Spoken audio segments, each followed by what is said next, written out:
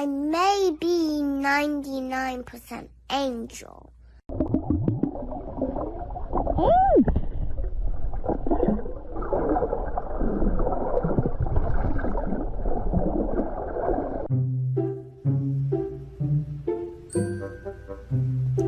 I've been expecting you.